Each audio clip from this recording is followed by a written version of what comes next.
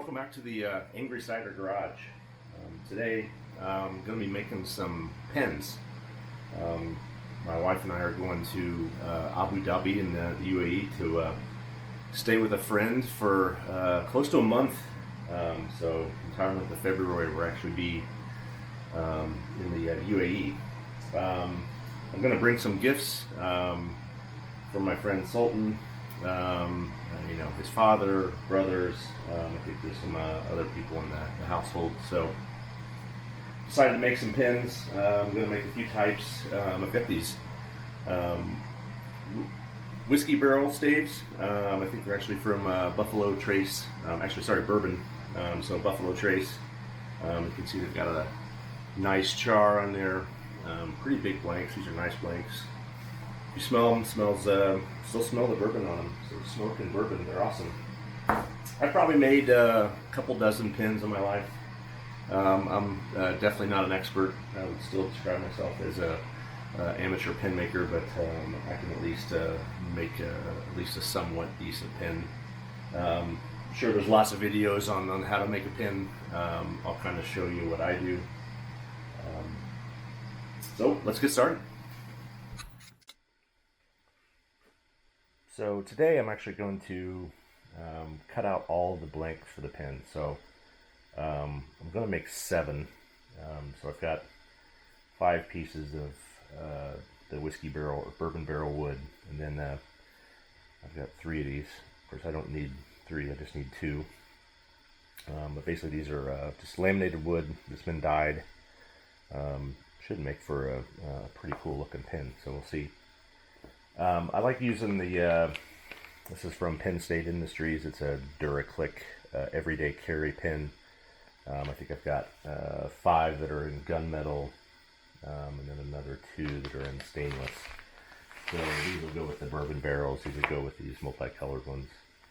If you haven't made a pin before, I think it's pretty easy. You need some, relatively inexpensive equipment.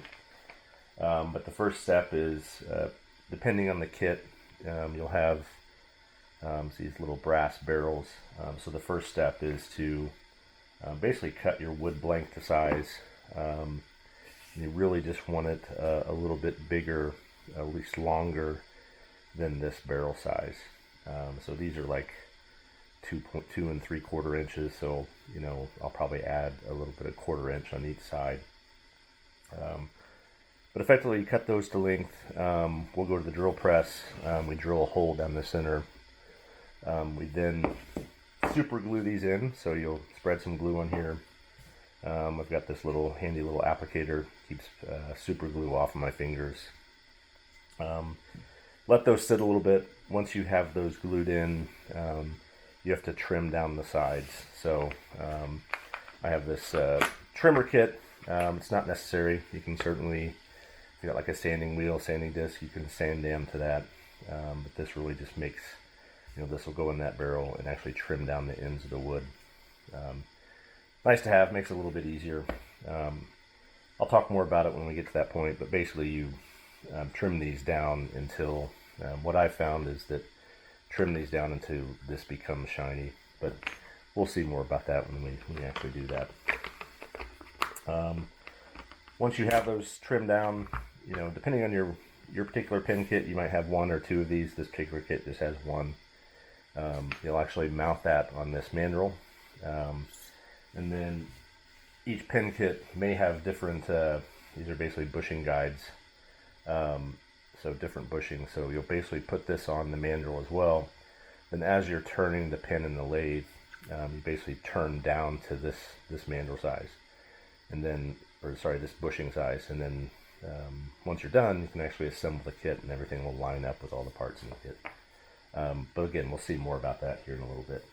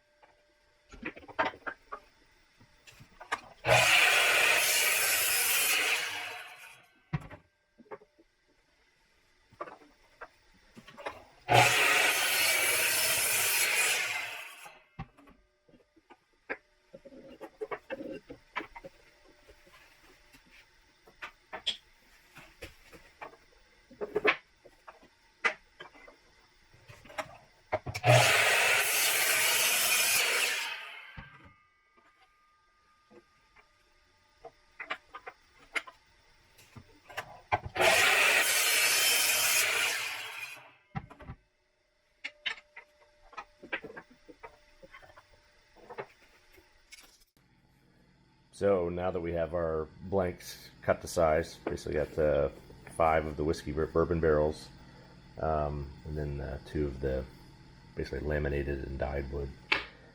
Next step is to actually drill the holes. So I like using this. It's basically just a centering clamp. So if I, basically take these out,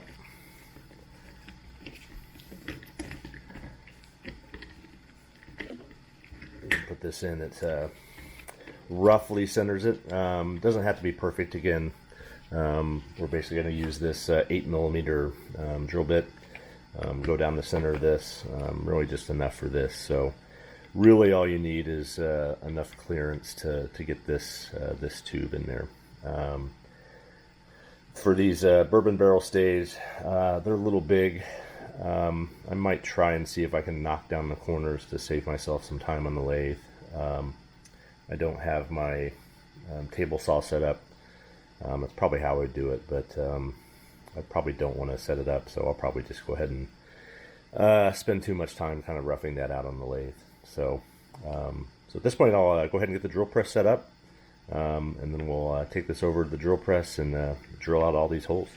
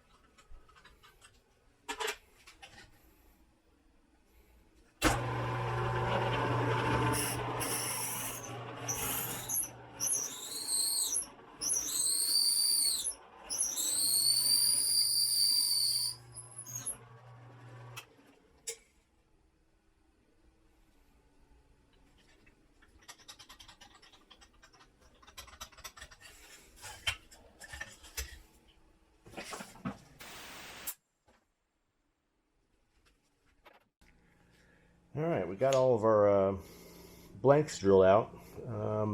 Having a little bit of problem with my table saw. Either I'm doing something wrong while I'm drilling, or it doesn't appear to be square. Start pretty good, you know, in the center there. I end off a little off center, so I'm gonna have to do some work on my drill press. Make sure it's level. Should be all right. You know, we've got plenty to work with. So just as an example, here's the bushing that we're going to turn this wood down to. So if you see, I've definitely got, you know, plenty to work with there. I've got a good maybe 1/4 inch on either side. Not ideal, not ideal, but it'll work. You know, plenty of wood to work with. Just as I starting off, you'll see that it's a little bit out of balance, but should be all right. Some of these, yeah, a little bit off center. I started off center there. Again, plenty of room to work with. So we've got plenty of buffer. It's just going to be a little wonky when we first start out. So again, next steps are we'll load these onto the mandrel. So basically this is what gets loaded into the lathe. They've got these little kind of spacing bushings, give you some room to work with. But basically you take these off. This will go in the headstock of the lathe, and this goes into the tailstock. So this just free spins. So we'll start with one of these that looks somewhat decent. So we got a few of our spacers. We put on our bushings, and then actually first we've got to put in the brass tubes and glue those in.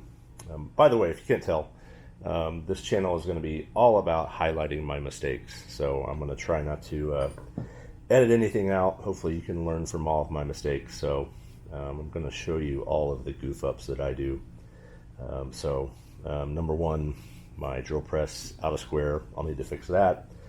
I'll need to glue these in. Once these get glued in, then we can actually put this on the mandrel, but only after we kind of trim those ends. So next up, we'll go ahead and get these all glued in. Probably give them 4 or 5 minutes to 6, 7, 9, 10 minutes to, you know, set up with the super glue.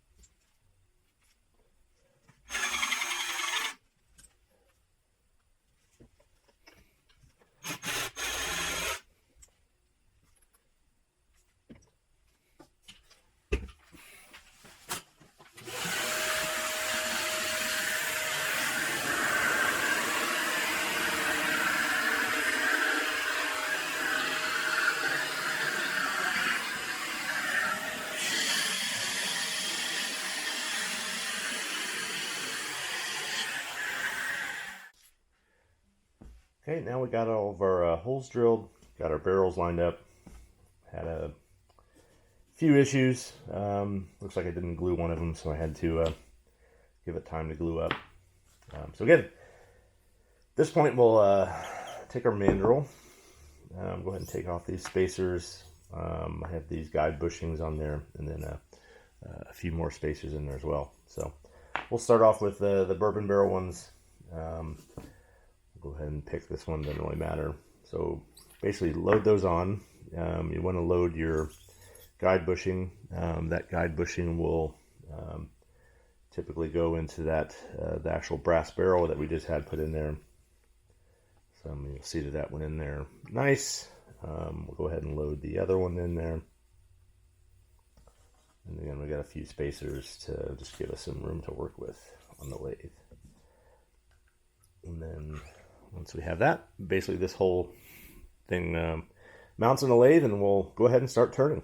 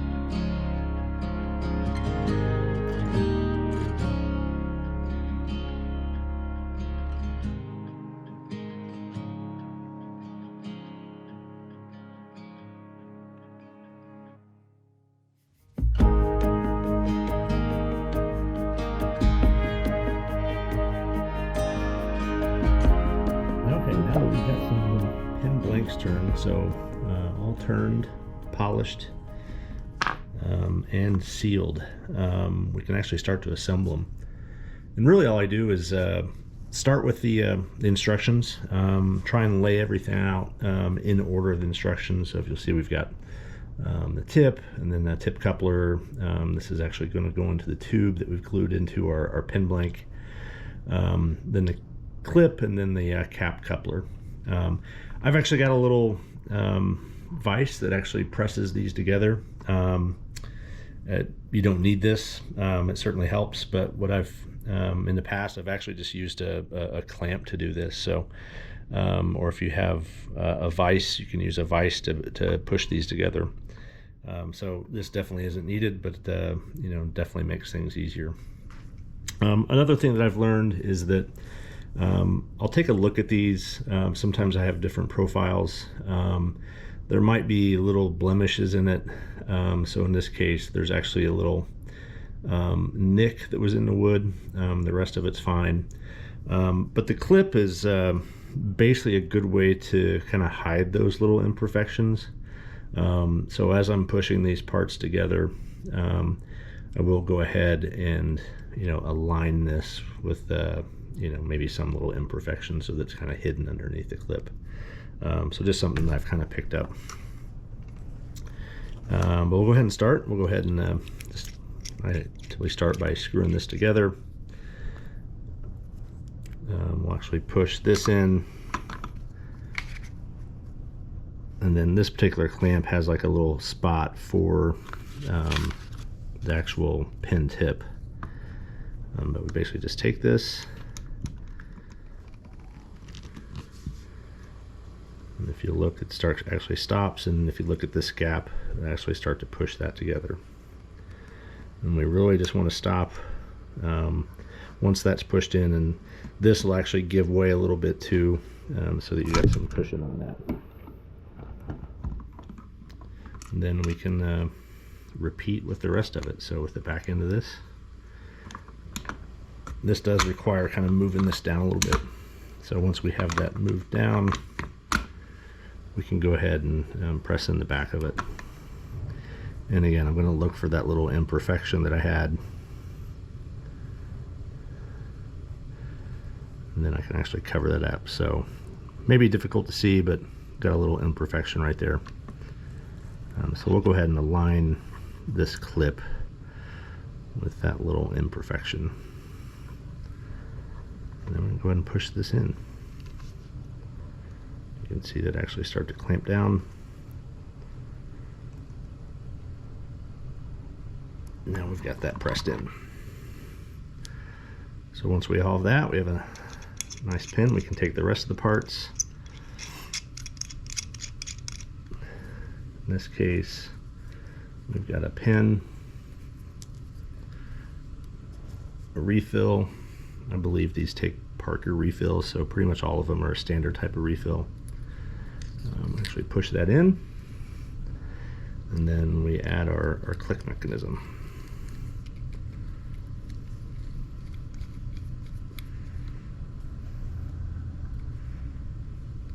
And there we go, completed pin.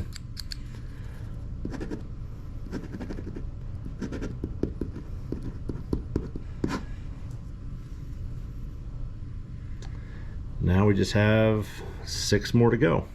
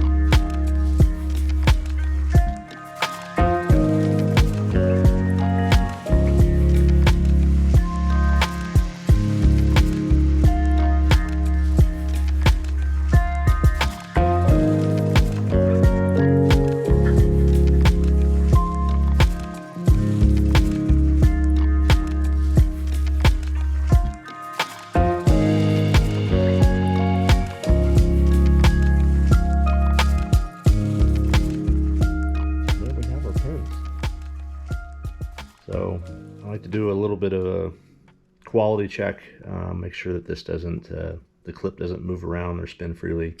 Obviously make sure that it opens. On this one, made a bit of a mistake. You can see that it's closed. When it's closed, this is actually, you know, still sticking out a little bit.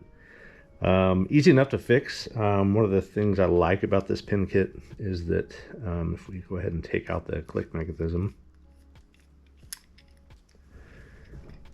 you can see it's actually got this extension on the refill that screws on. So what I'll do, I'll just get a razor and kind of shave off a little bit. That'll make up for pretty much the mistake I did. What I did is, as I was trimming down the ends, I went a little bit probably too far into the brass. So again, easy enough to fix. We'll go ahead and just trim a little bit of that off, and should be good to go.